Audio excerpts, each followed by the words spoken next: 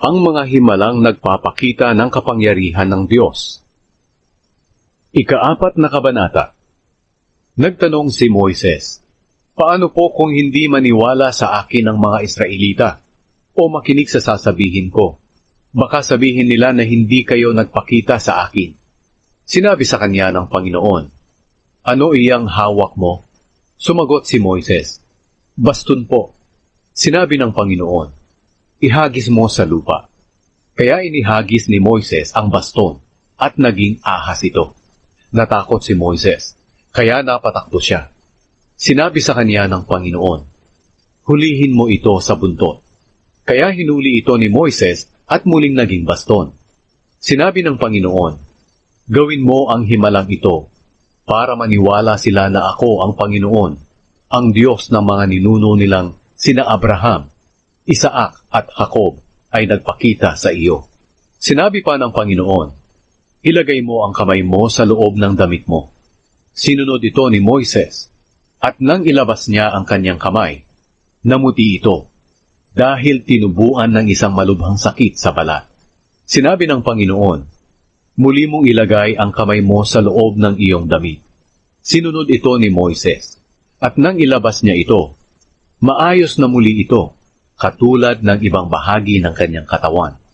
Pagkatapos sinabi ng Panginoon, "Kung hindi sila maniwala sa unang himala, sa ikalaway maniniwala na sila.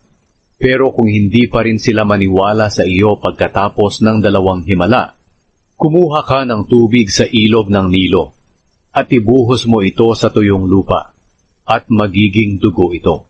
Sinabi ni Moises, "Panginoon, hindi po ako magaling magsalita. Mula pa man noon, hirap na ako sa pagsasalita. Kahit na ngayong nakikipag-usap kayo sa akin, pautal-utal ako kapag nagsasalita." Sinabi sa kanya ng Panginoon, "Sino ba ang gumawa ng bibig ng tao? Sino ba ang may kakayahang gawing bingi o pipi? Sino ba ang nagdidesisyon na makakita o mabulag siya? Hindi ba ako ang Panginoon? Kaya lumakad ka, dahil tutulungan kita sa pagsasalita, at ituturo ko sa iyo ang mga sasabihin mo." Pero sinabi ni Moises, "O Panginoon, kung maaari po magpadala na lang kayo ng iba." Nagalit ng matindi ang Panginoon kay Moises, kaya sinabi niya, "O sige, si Aaron na lang na kapatid mo, na isang Levita ang siyang magsasalita para sa iyo. Alam kong mahusay siyang magsalita. Papunta na siya rito para makipagkita sa iyo. Matutuwa siyang makita ka. Kausapin mo siya at turuan kung ano ang kanyang sasabihin. Tutulungan ko kayong dalawa sa pagsasalita, at tuturuan ko rin kayo kung ano ang gagawin ninyo. Si Aaron ang magsasalita sa mga tao para sa iyo. Turuan mo siya ng mga sasabihin niya na parang ikaw ang Diyos. Dalhin mo ang baston mo para sa pamamagitan nito ay makagawa ka ng mga himala." Bumalik si Moises sa Ehipto. Bumalik si Moises sa biyenan niyang si Jethro at sinabi sa kanya, "Payagan po ninyo akong bumalik sa mga kababayan ko sa Ehipto para tingnan kung buhay pa sila." Sinabi ni Jethro, "Sige, maging maayos sana ang paglalakbay mo." Bago umalis si Moises sa Midian, sinabi sa kanya ng Panginoon, "Bumalik ka na sa Ehipto. Patay na ang mga gustong pumatay sa iyo." Kaya kinuha ni Moises ang asawa niya at mga anak na lalaki, at pinasakay sa asno at bumalik sa Ehipto.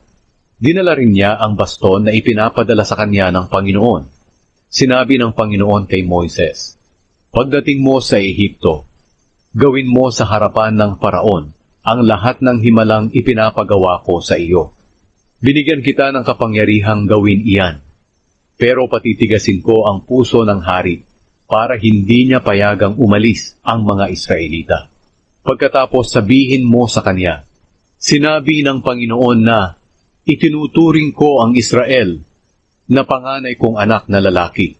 Kaya iniuutos ko sa iyo na payagan mo silang umalis para makasamba sa akin, pero hindi ka pumayag. Kaya papatayin ko ang panganay mong anak na lalaki." Nang naglalakbay na sina Moises at ang kanyang pamilya, nagpahinga sila sa isang bahay pahingahan. Pinuntahan ng Panginoon si Moises at pinagtangkaang patayin. Pero kumuha si Zipporah ng matalim na bato at tinuli ang kanyang anak. At ang nakuha niyang balat ay idinikit niya sa paa ni Moises. At sinabi ni Zipporah, "Ikaw ang duguang asawa ko." Ang ibig sabihin ni Zipporah ay may kaugnayan sa pagtutuli. Kaya hindi pinatay ng Panginoon si Moises. Samantala, sinabi ng Panginoon kay Aaron, "Lumakad ka at salubungin si Moises sa disyerto." Kaya sinalubong niya si Moises sa bundok ng Diyos at hinagkan bilang pagbati. Sinabi ni Moises kay Aaron ang lahat ng iniutos ng Panginoon na sabihin niya, at ang lahat ng himalang iniutos ng Panginoon na gawin niya. Kaya lumakad ang dalawa at tinipon ang lahat ng tagapamahala ng Israel. Sinabi sa kanila ni Aaron ang lahat ng sinabi ng Panginoon kay Moises. At ginawa ni Moises ang mga himala sa harap ng mga tao. At naniwala sila. Nang malaman nilang nagmamalasakit ang Panginoon sa kanila at nakikita niya ang mga paghihirap nila, lumuhod sila at sumamba sa Panginoon.